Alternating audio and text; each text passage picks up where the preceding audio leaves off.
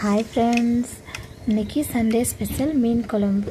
அடடடடா, எங்கள் ஊர் அணக்கரை மீனுன்னா சும்மாவாங்க, செம்ம டேஸ்ட். அல்ல நாட்டு மீன் குழம்பு எப்படி வைக்கிறதுன்னு பார்க்கலாம் வாங்க. ஃபஸ்ட்டு ஒரு சட்டியை வச்சு எண்ணெயை நல்லா காய விட்டுப்போம்.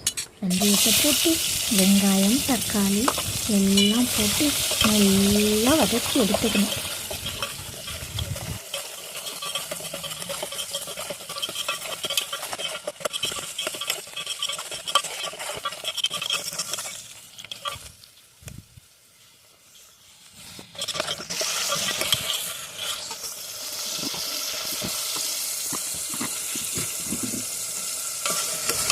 இப்போ பார்த்தீங்கன்னா வெங்காயம் தக்காளி நல்லா வதங்கிடுச்சு.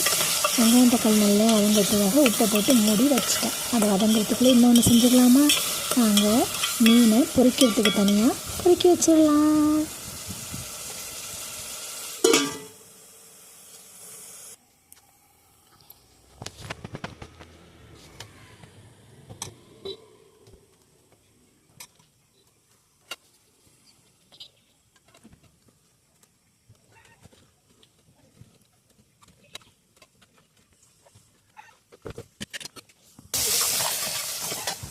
இப்போ பார்த்திங்கன்னா வெங்காயம் தக்காளி நல்லா வதங்கிடுச்சு.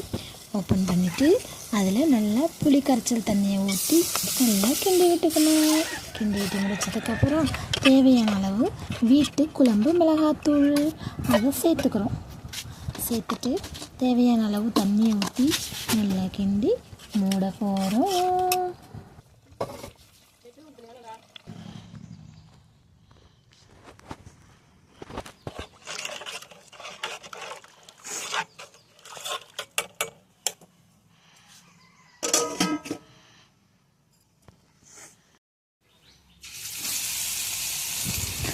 குழம்பு கொதிர அந்த சைடில் பொரிக்கிறதுக்காக நம்ம ஏற்கனவே ரெடி பண்ணி வச்சுருந்த மீனை எண்ணெயை ஊற்றி ஒன்று ஒன்றா பொரித்து எடுத்துக்க போகிறோம்.